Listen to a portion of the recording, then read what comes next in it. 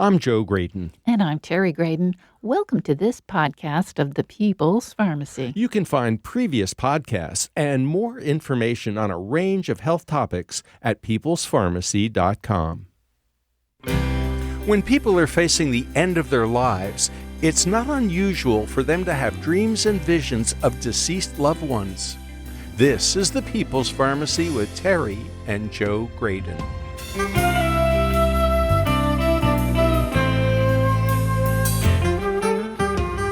Until recently, doctors and other healthcare professionals have been reluctant to talk about these experiences, but they are powerful and affect patients deeply. Dr. Christopher Kerr has been studying end-of-life dreams and visions for years. His new book is called Death is But a Dream. Themes of travel, beloved pets, or deceased loved ones can offer spiritual growth at this critical time. Coming up on the People's Pharmacy, finding hope and meaning at life's end.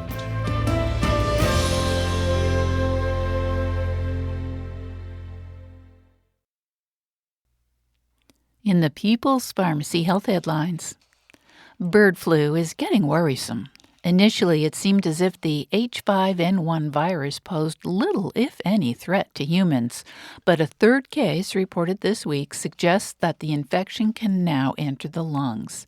That means it might spread more easily from person to person. At first, the avian influenza virus only seemed to attack birds. Then it jumped to cows. Cats drinking raw milk were lethally infected. The first two farm workers who came down with bird flu had mild symptoms limited to their eyes. The third person, though, reported congestion, a sore throat, and a cough, indicating lung involvement. That could mean the virus is adapting to humans and that it could move between people. However, the CDC was unable to pull enough viral DNA from this patient to determine if the virus has indeed mutated. In another development, Wastewater Scan recently launched a dashboard for avian flu. It detected the virus in wastewater from more than 10 places, most of them in Texas and Michigan, including Amarillo and Dallas. The program has also detected H5 DNA fragments in San Francisco city wastewater. This suggests that there may be undetected infections in humans. Most people are behaving as if COVID is finished, and yet a new variant, KP.2, is expected to surge this summer. It's spreading in Canada, the UK, and now in the United States. This is just one of several mutations that have been lumped together under the name FLIRT. Both the spike protein and other parts of the virus have experienced mutations that may affect replication and virulence. No one yet knows whether KP.2 will be more infectious or more dangerous than previous versions of the SARS-CoV-2 virus. Research has revealed that the Mediterranean diet can offer a number of benefits. The latest study shows that American women who stick with a Mediterranean-type diet are less likely to die prematurely. The data come from the Nurses' Health Study, which includes 25,000 women. At baseline, their average age was 55 years old, and the investigators followed them for up to 25 years. Those who stuck close to the principles of Mediterranean eating were 23% less likely to die during the study period than women who followed a standard American diet. The dietary factors that appeared most helpful were vegetables, nuts, fruits, whole grains, legumes, and fish, along with olive oil as a primary fat. Lower inflammation appeared to contribute most to reduced mortality, along with lower levels of small molecules such as homocysteine and alanine. Plant-based diets also have benefits for men. A long-term observational study of men diagnosed with prostate cancer found that those consuming a plant-focused diet were less likely to experience progression of their cancer. Previous research had hinted that there might be such a benefit, but the quality of the studies was poor. This one followed over 2,000 men for 6.5 years. The volunteers answered comprehensive questions about the diet they followed after receiving a prostate cancer diagnosis. Using these data, the investigators calculated scores for the Plant-Based Diet Index and the Healthful Plant-Based Diet Index. The men who scored highest on the Plant-Based Diet Index were 47% less likely to see disease progression in the next 6 years.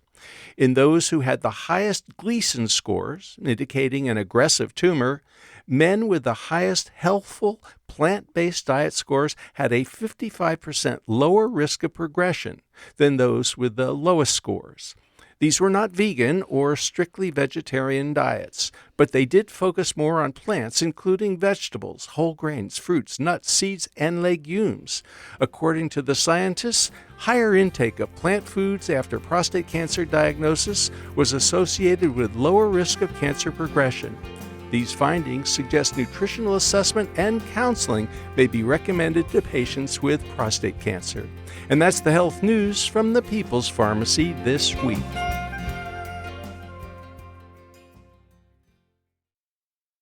Welcome to the People's Pharmacy. I'm Joe Graydon. And I'm Terry Graydon. What happens when we near death? If you ask physicians and nurses who provide hospice care, you may hear some remarkable stories. A surprising number of patients report dreams or visions that help them overcome fears of dying. They often report that deceased relatives or loved ones appear to make their passage less frightening. To learn more about this important process, we turn to Dr. Christopher Kerr. He is Chief Medical Officer of Hospice and Palliative Care Buffalo.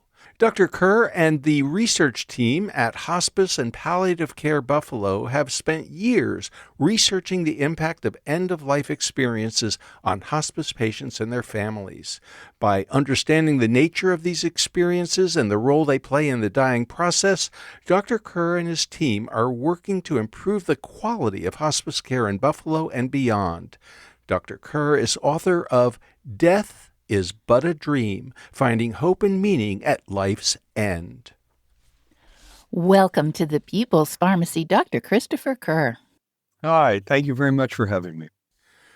Dr. Kerr, you mentioned that medical school did not really prepare you for dealing with death. In fact, you described the goal as defying death.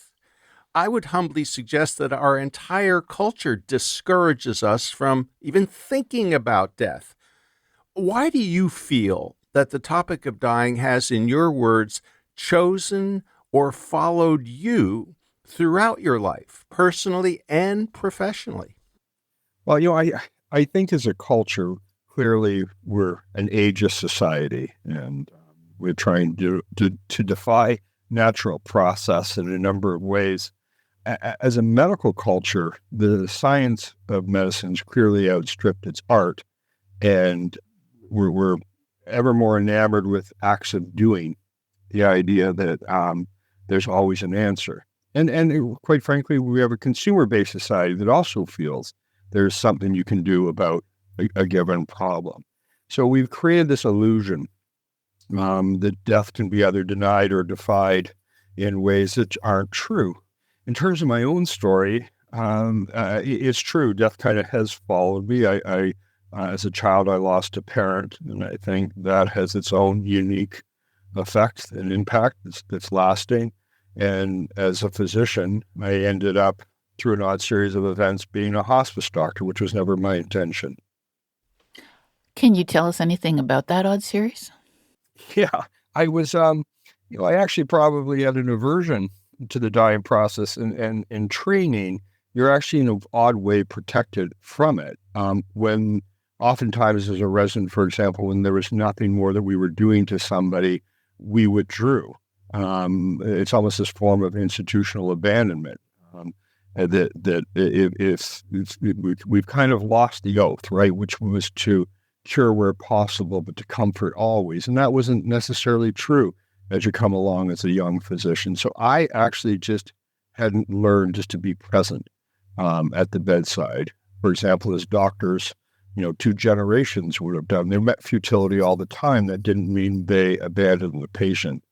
So I I, like a lot of young physicians, was fascinated and thrilled and on a steep learning curve doing acute medicine, a lot of intensive care. And I came to Buffalo to do cardiology.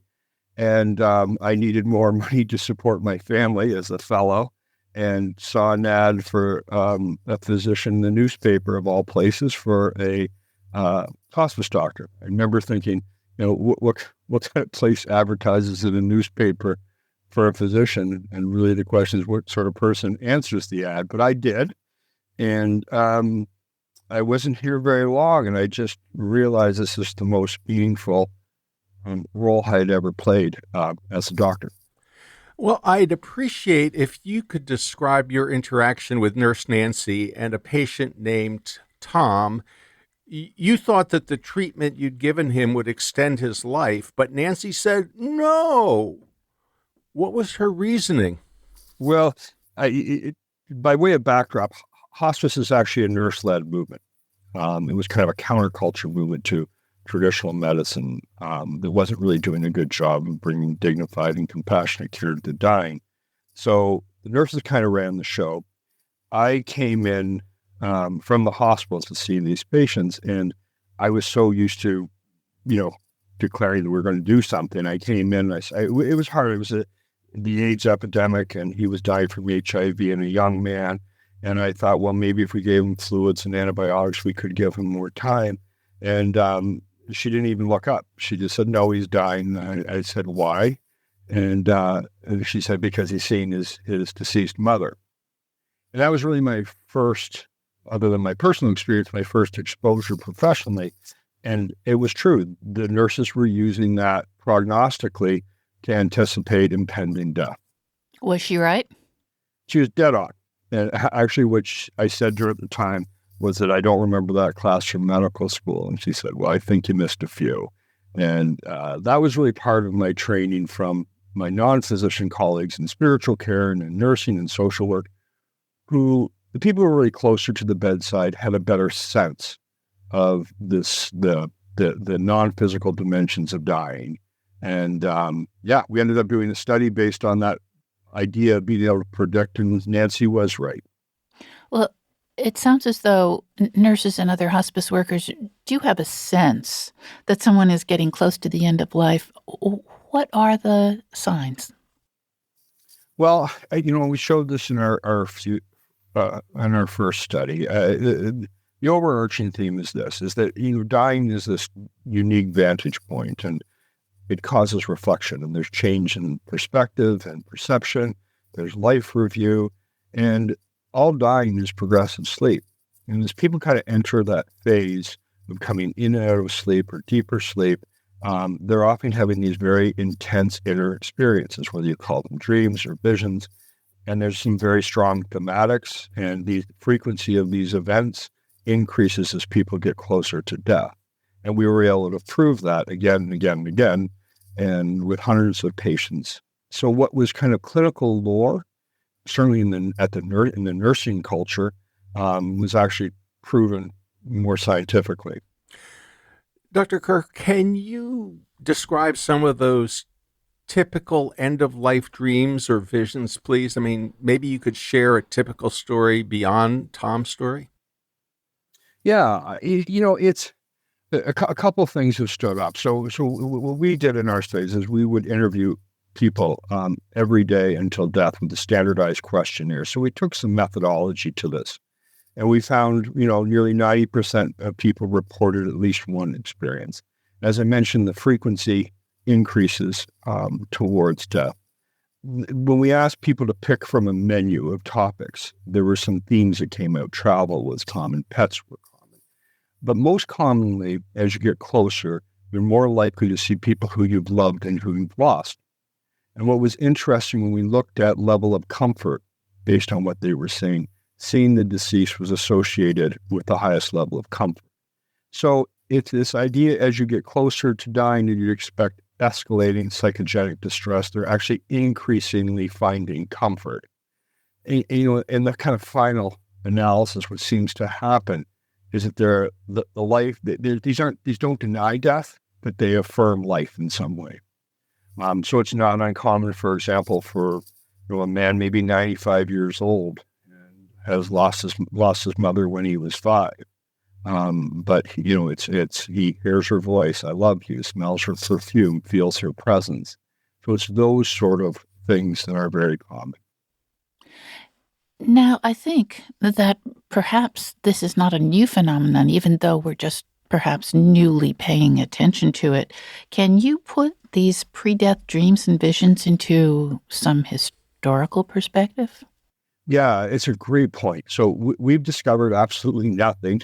We're shining a light on something that's always been known that we've lost. It's in Plato. It's in the Bible. It's in Citizen Kane. I mean, it's always been part of our cultural inheritance. In other parts of the world, within indigenous people particularly, it's a part of the way they remain connected to those they've lost. We're actually working with a documentary now that includes people from the outback and the Amazon. And so again, as we've medicalized dying and have viewed it through a lens of organ failure, we've kind of lost this notion that dying is also a closing of a life. And it's defined much more in terms of spiritual or psychological aspects and dimensions than it is just physical ones. Dr. Kerr, why has medicine been somewhat reluctant to discuss death and the phenomena that frequently occur around the end of life? I think more and more medicine is discomforted when it enters things that can't be put in the objective realm, things that aren't measured, imaged, etc. Questions of the mind versus questions of the brain are problematic.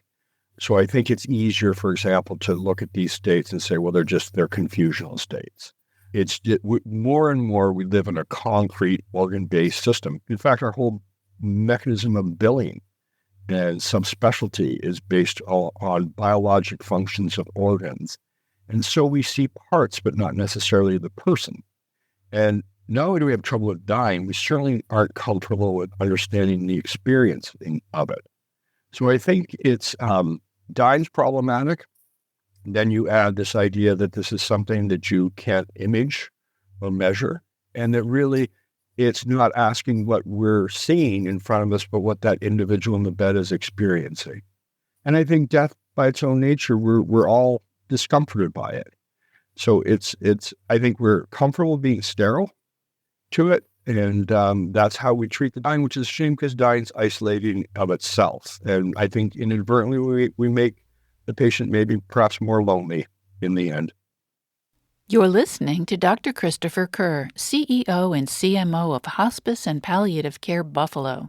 His book is Death is But a Dream, Finding Hope and Meaning at Life's End. After the break, Dr. Kerr will describe his first study on pre-death dreams. We'll also hear about the subsequent studies that first one inspired.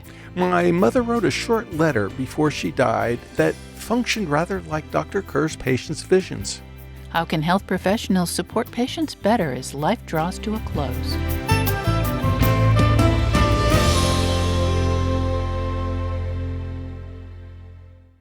You're listening to The People's Pharmacy with Joe and Terry Graydon.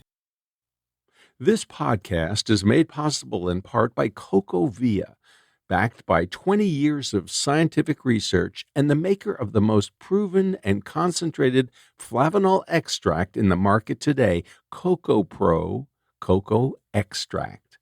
Cocoa flavanols are among the most studied plant-based bioactives today and are clinically proven to promote cardiovascular and brain health for the long term, supporting a strong heart and better memory. Get 15% off your order of any CocoVia product by using the discount code PPOD15. Learn more at CocoVia, and remember that discount code is PPOD15. These statements have not been evaluated by the Food and Drug Administration. This product is not intended to diagnose, treat, cure, or prevent any disease.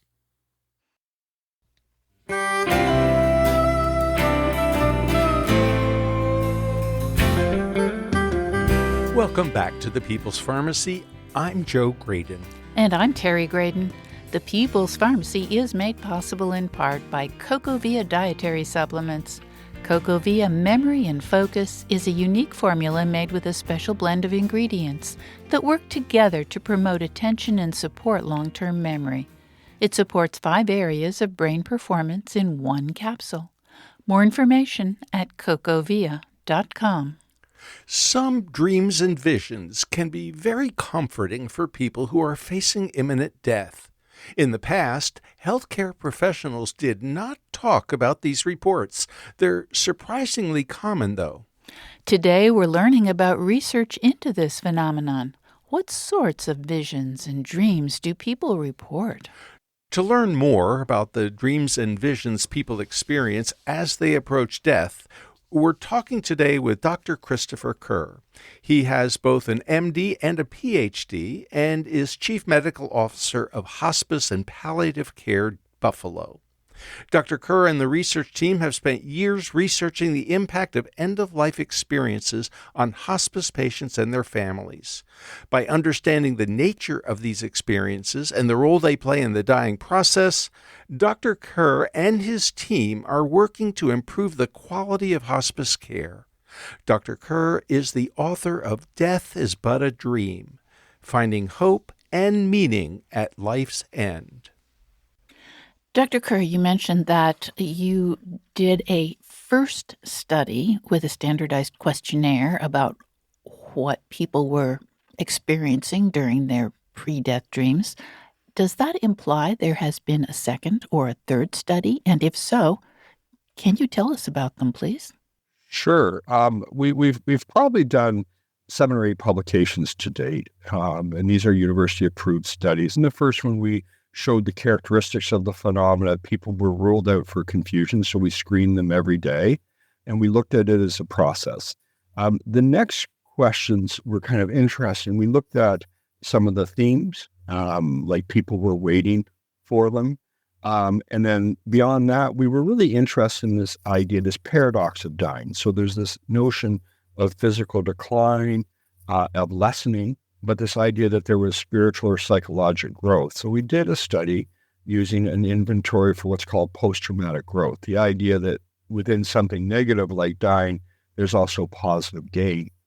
And what we found was interesting, that people who were having these experiences were actually growing and adapting as they were dying, because these experiences were informative to them.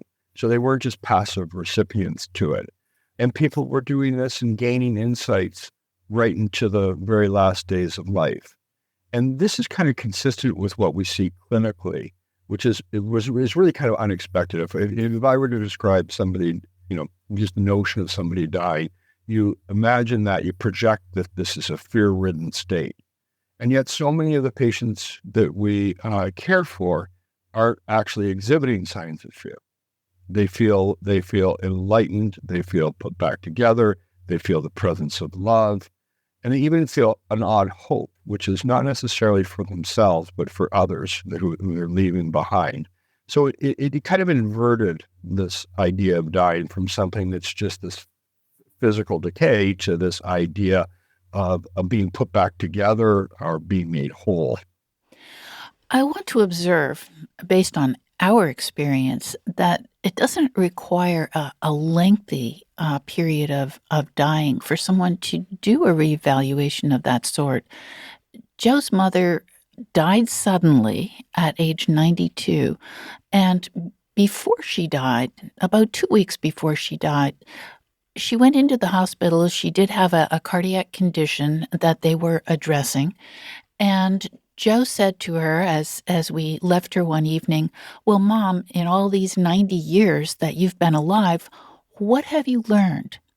And she took the question very seriously, and she wrote an answer to that question, which we have to this day. It's a beautiful answer, and it was a complete kind of topsy-turvy way of addressing what was really important to her. So she was a person who was passionately political through her entire life, and really that was the way that she evaluated her relationships was this person on my political side or not? And there at the end, she said, the politics don't matter. What really matters is kindness to each other. So, and then as I say, we weren't expecting that she would die. There was a mistake. There was an accident, and she left us very suddenly. But she left us with this idea that she really had done that remarkable spiritual work right towards the end of her life. Yeah, that's wonderful. That captures exactly what we're seeing. It's deceiving based on what you're seeing. What's actually going on underneath. I mean, I just had somebody I took care of last night who was reunited with her father. Had that kind of distant look, but was smiling. Yeah, it's remarkable. I keep wondering what you think is going on at this time in people's lives, because you describe sometimes going way back. You describe a woman who had a stillbirth and starts cradling this child that died, and none of the family even knew about it. How do these things happen?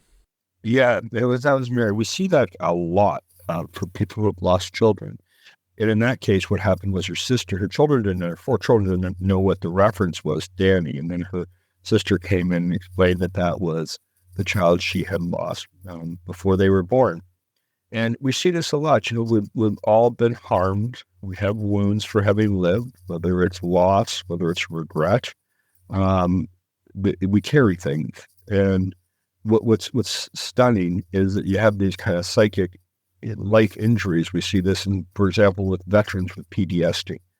And there's this remarkable healing often at the end to put back together. I don't know I've long ago stopped worrying about the source, the etiology of this. And I think that's part of the problem. I mean, if I don't want to be part of my own criticism, which is that if you don't understand it, it doesn't apparently exist. And I don't know where love is either, but I know that exists. And I know this exists for our patients. I think where I end up is just that end up having a reverence for it. What happened to me early was that I was discomforted by it, to be honest with you, but it was clearly so therapeutic. In Mary's case, it was so therapeutic. The other interesting thing about that story is a lot of the reflection or the reintegration of a dying patient involves something that happened many, many decades ago. And so the other thing I've gained a deep appreciation for is this idea that the kind of time and distance becomes less relevant, that clearly under the right conditions, people are accessible to us even if they've been gone. And that so often happens.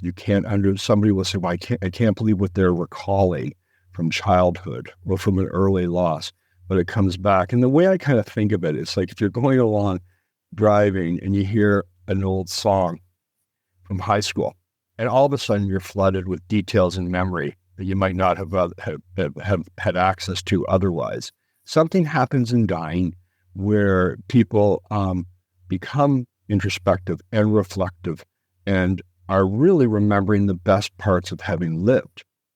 And that's usually around our relationships. And if that's a loss, that comes back to them in some form and fashion as well, but in a way that's comforting. So they enter this kind of sphere where the dying become almost virtual to them.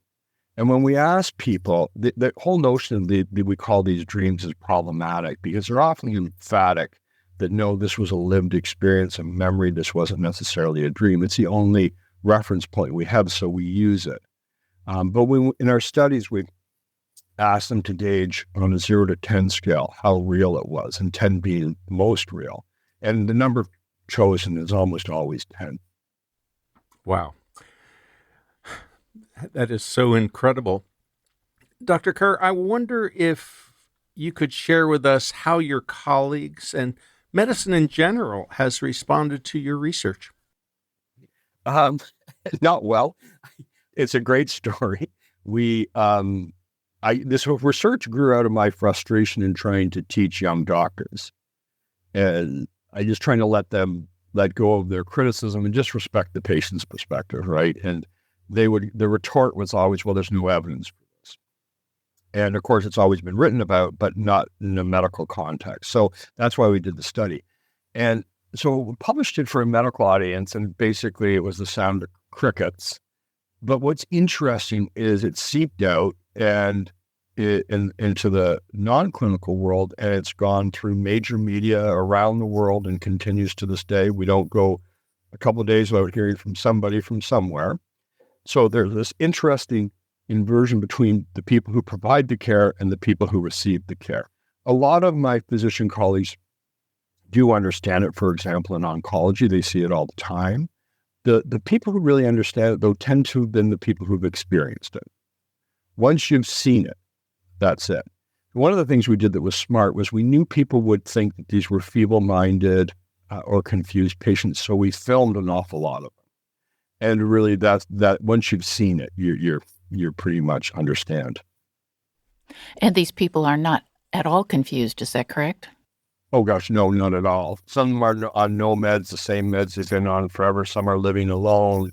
Some a lot of them have cancer or a disease that doesn't affect their mind at all. Yeah. Mm-hmm. Your research brings up the question, what does dying well mean? And how do you help families understand this idea? You mean the idea that people are ready to die? Mm-hmm. Yeah, I think it's confounding for people because they're so used to looking through a medical lens. So they'll be talking about the size of a tumor or where their heart failure is at. But what they miss is the trajectory. So dying is taxing, and your disease could actually not get worse, but you get worse because you've been carrying it for longer. So it's getting people to step back and see the forest rather than the trees, and recognize that there's this trend of progressive weakness and for probably loss of appetite, because it's very confusing for people if they're getting, let's say, good reports on scan. But if you're not eating, you're dying, and getting them to understand that if they're sleeping more and doing less, because that's actually what feels good, your body informs you that's actually what's taking place. And if you think of most of the old people who you've known who've died, they dwindled. So getting them to see that rather than the interval checks by the doctor will often be so it's functional status, it's appetite, it's sleeping. When people can put the dots together, they can see the trajectory and there's better acceptance. And again, if people are sleeping, it's only because they're comfortable, not just physically, but psychologically and spiritually. Dr. Kerr, I wonder how you would relate to something my uncle was fond of saying. Uncle Fred would say, it's not how long you live, but how you live that counts. I'm wondering how you can encourage doctors to adopt the idea that instead of throwing the kitchen sink, in the form of some invasive or painful treatment for an incurable condition, especially as they getting closer towards the end of life, that health professionals can adopt a more hospice-like approach. Yeah, I mean, the key here is communication. And where doctors struggle, I think, is in having more honest, transparent, and truly comprehensive. So instead of talking, let's say, about how somebody's kidney function is what is the translation of this illness to the person? How are they doing in terms of their ability to cope and live? So, doctors are notoriously bad at prognostication, but synthesizing the case better, bringing it all together so it's put in context and in a frame in which it's more understandable. There's some concerning data that the more doctors involved, the less the family and the patient know. It's it's a lot of spot welding. So you see this subspecialist, that subspecialist. My bigger concern these days is healthcare is ever more fragmented. So we don't have Marcus Welby anymore, right? You go into the hospital, it's a hospice. There may be multiple levels of advanced practice personnel. So it's nobody's the captain of the care.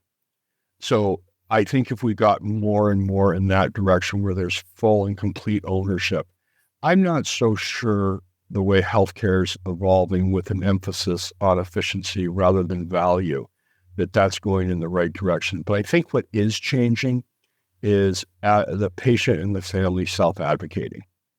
So I think gone are the days where what the physician said carried the day. I think people are they don't want the doctor's death, right? They want more of a say. They want their voices to matter. They want some control. They want to die at home. So I think that, I hate the term, but the consumer of healthcare is expressing dissatisfaction. And I think that's a good thing. I wonder if in a minute and a half you could give us an example of how a patient that you've cared for and their family accomplished that. The advocacy piece of it? Mm-hmm.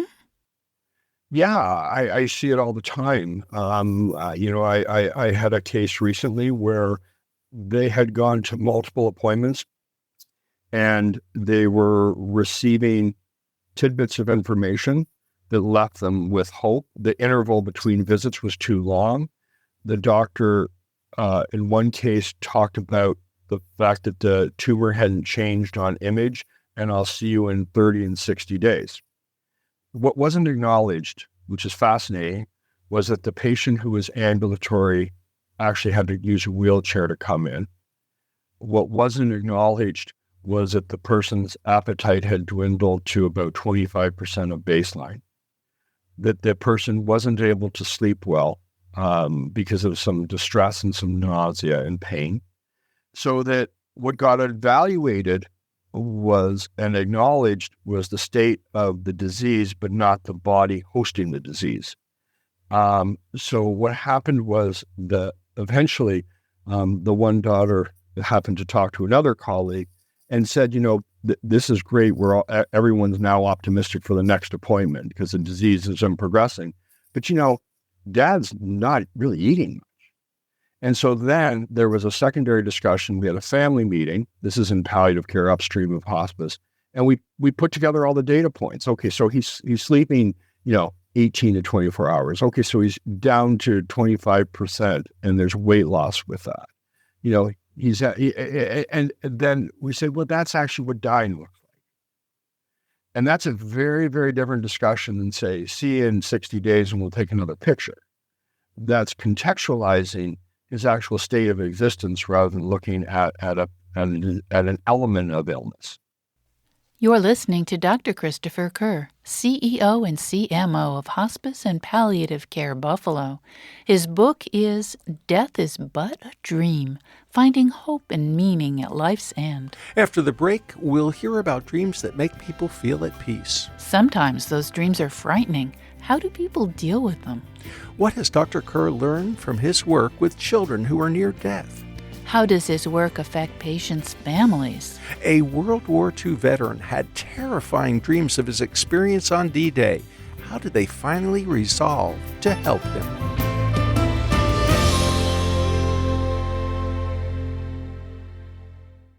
You're listening to The People's Pharmacy with Joe and Terry Graydon.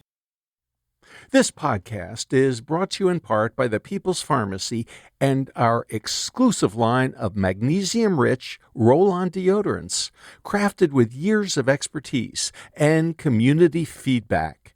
Our customers rave about their ability to control odor effectively without aluminum. These deodorants are a superior choice for daily health and comfort. Each is designed to be gentle yet highly effective, providing reliable odor control without aluminum or other harsh chemicals. Plus, they're incredibly easy to use and long-lasting. As a special offer for our podcast listeners, enjoy an exclusive 20% discount on any size of our deodorant.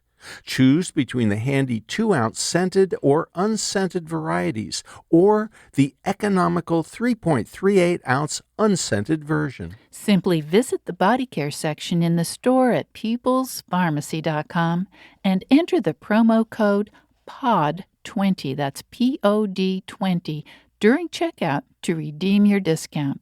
Remember, this promo code POD20 gives you 20% off your purchase of our top-rated magnesium-rich, aluminum-free roll-on deodorants until August 2024.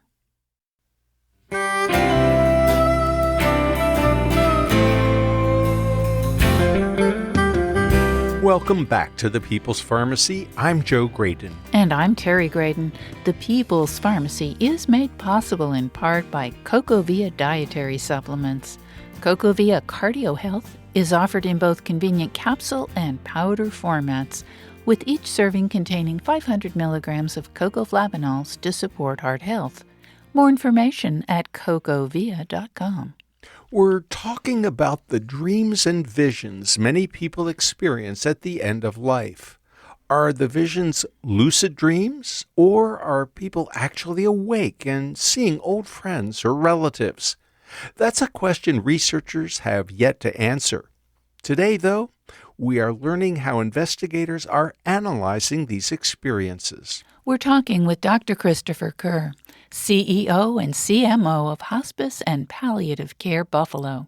He and his team there have been studying how end-of-life experiences affect hospice patients and their families. His book is Death is But a Dream, Finding Hope and Meaning at Life's End. Dr. Kerr, you describe a lot of what I would call comforting dreams. Dreams that make people feel at peace.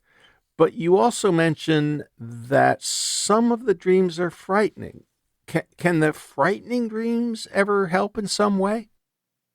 Yeah, actually, I think that's the thing we got most wrong in our early work is we had a questionnaire, and the patient was to click off whether the dreams were comforting, neutral, or discomforting.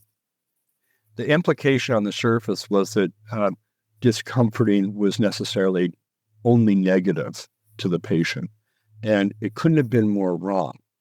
Actually, some of the discomforting themes are actually the most transformative. And it starts kind of with this idea that you die as you live. So if you've had, and we all have, had hardship and pain in life, pain in the largest sense, that doesn't go away. So we see it in a lot of forms. We see, for example, veterans who have PTSD at the end of their life. They're comforted by the return of people who they've lost, who say it's okay. Had a mother not too long ago who had a child in prison for drug-related offenses, and she was questioning her worth and her identity as a mother. And in her end of life, her parents come to her and tell her that she was a good mother and that she's loved. So whatever wound is carried often gets addressed, but it's often to the good in the end.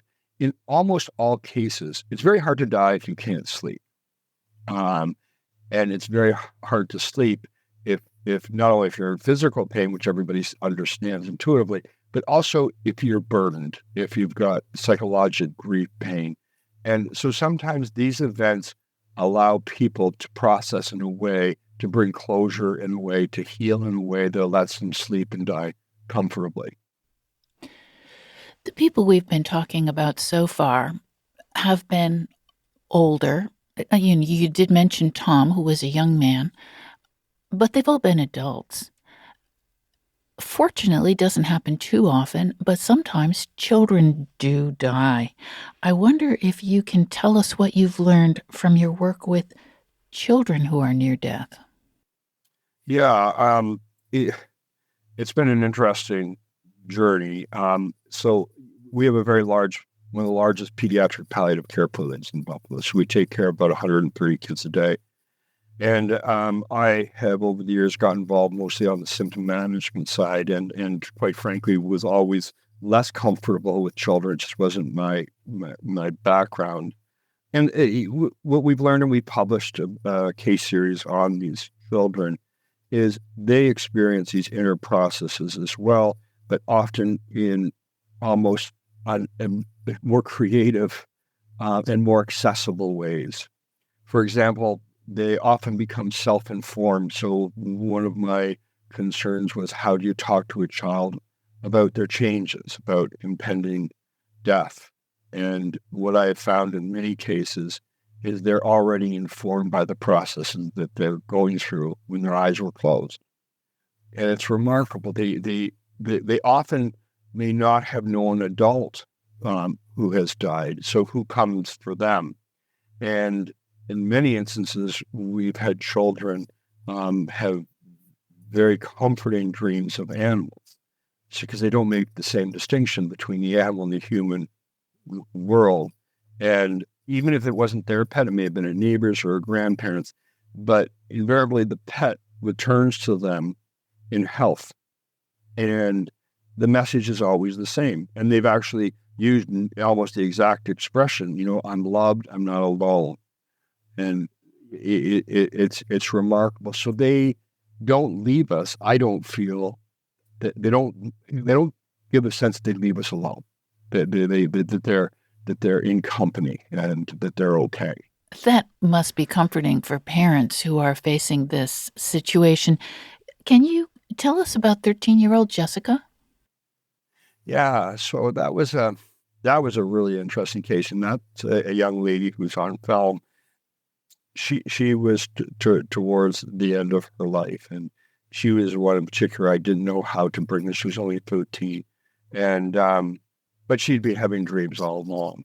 And in her dream, her little dog Shadow comes to her, and it's so vivid that she reaches out to pet him frequently, and then he runs off. And like all of these experiences, there's almost nothing said between the people in the dream or the animals in the dream and the person experienced, but everything seems to be intuited and understood. And she goes, it means I'm not alone. He'll be with me and I'm okay.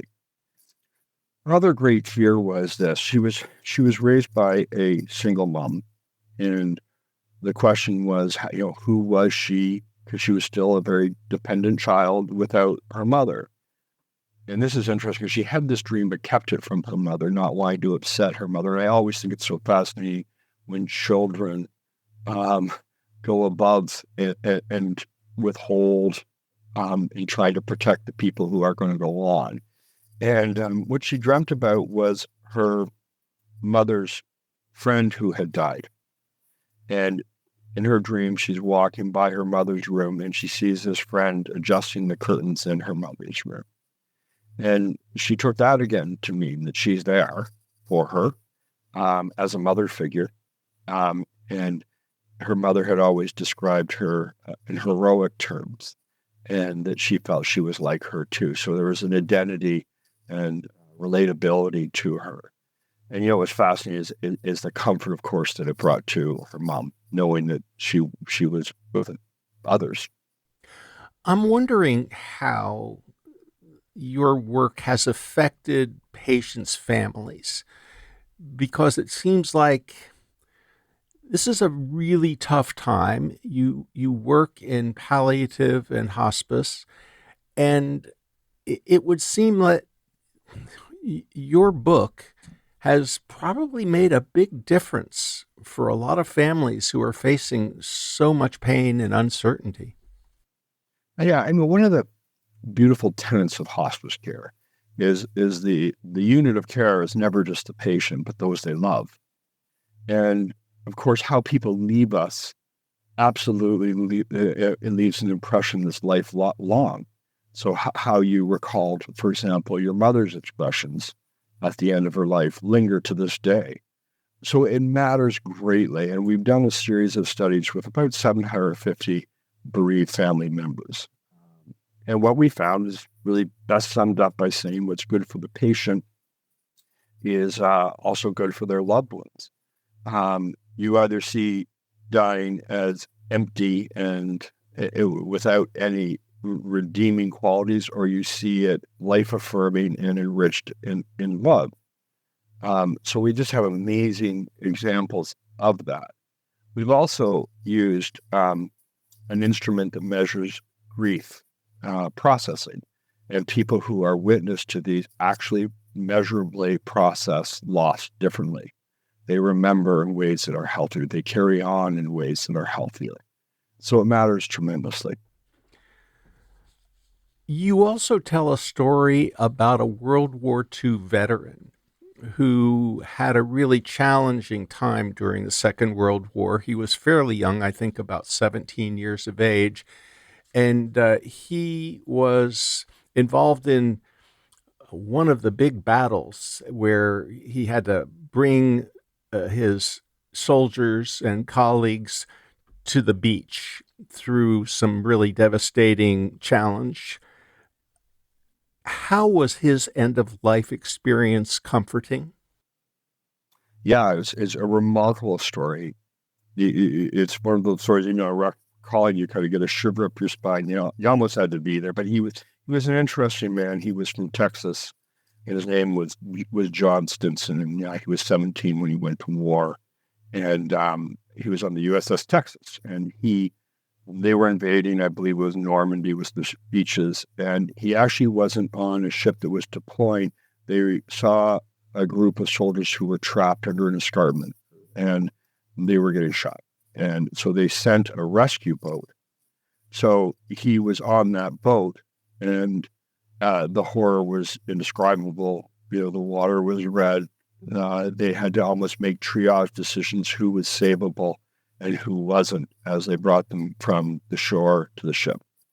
And he ended up living in Buffalo, and he was tormented his entire remaining 77 plus years with the imagery, and he avoided anything to do with war.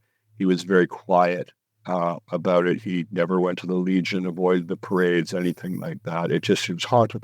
But he would scream in the night.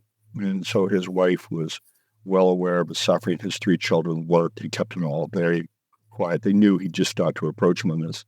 And so, of course, at the end of his life, he came into our inpatient unit because he couldn't sleep because of the nightmares.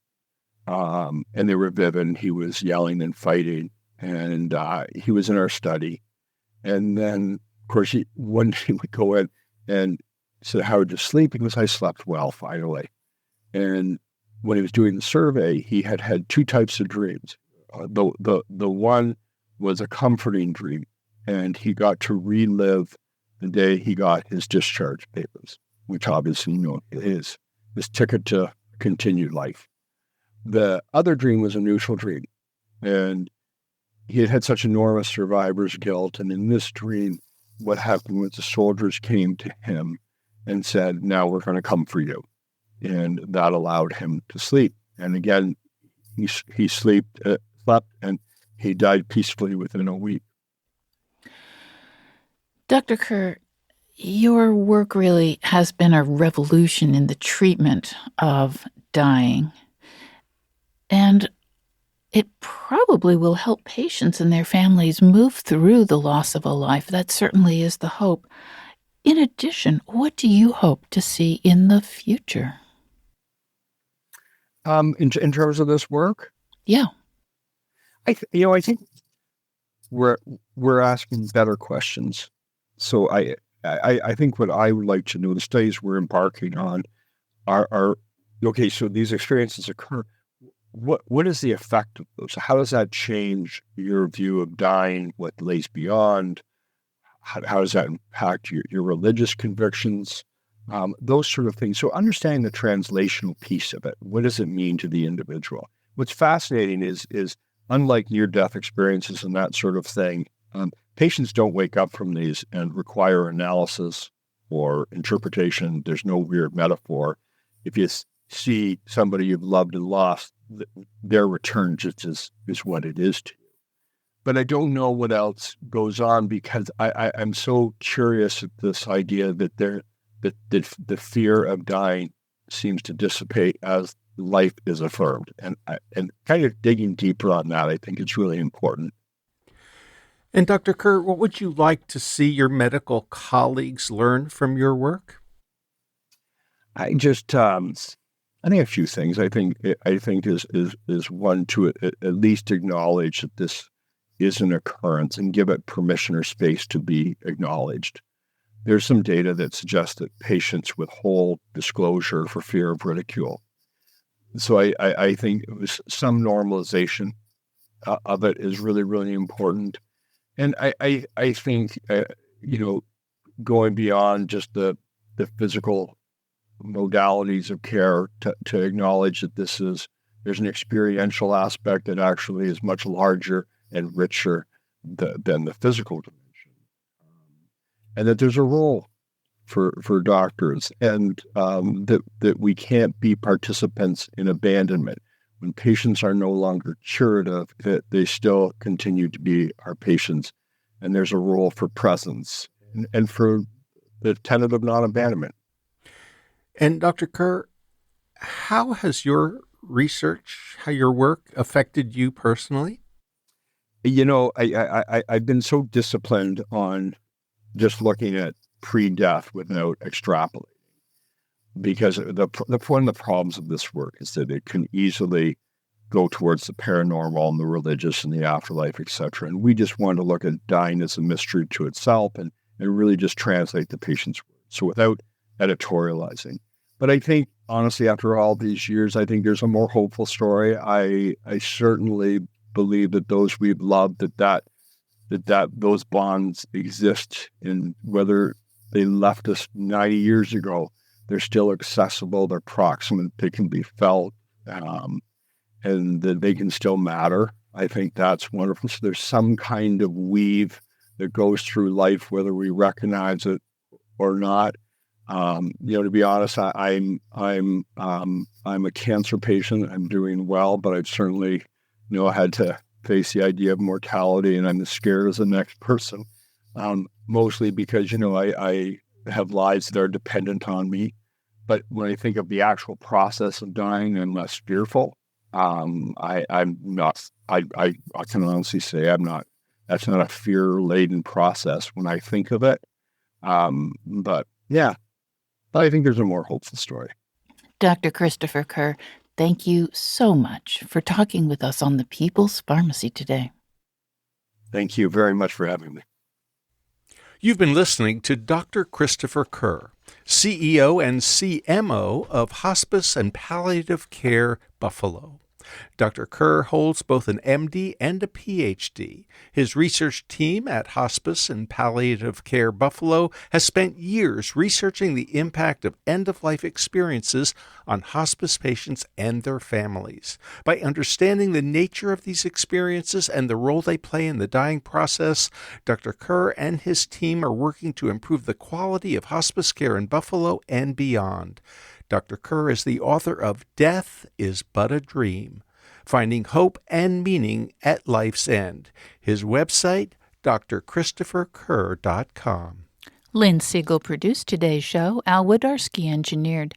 Dave Graydon edits our interviews. B.J. Liederman composed our theme music. This show is a co-production of North Carolina Public Radio, WUNC, with the People's Pharmacy. The People's Pharmacy is made possible in part by CocoVia dietary supplements, Coco-Flavanol supplements that support cognitive and cardiovascular health, made with proven concentrated flavanol extract.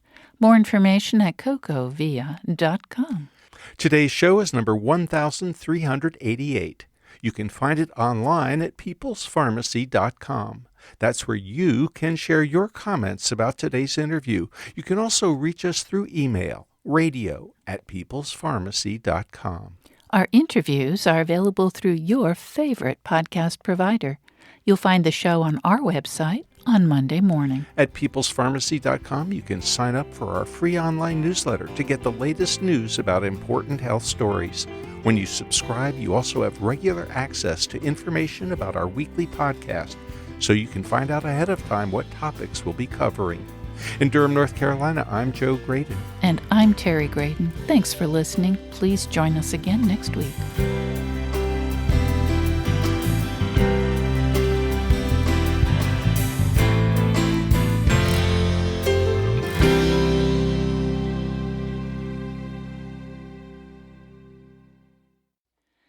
Thank you for listening to the People's Pharmacy Podcast. It's an honor and a pleasure to bring you our award-winning program week in and week out. But producing and distributing this show as a free podcast takes time and costs money. If you like what we do and you'd like to help us continue to produce high-quality, independent healthcare journalism, please consider chipping in. All you have to do is go to peoplespharmacy.com/donate. Whether it's just one time or a monthly donation, you can be part of the team that makes this show possible. Thank you for your continued loyalty and support. We couldn't make our show without you.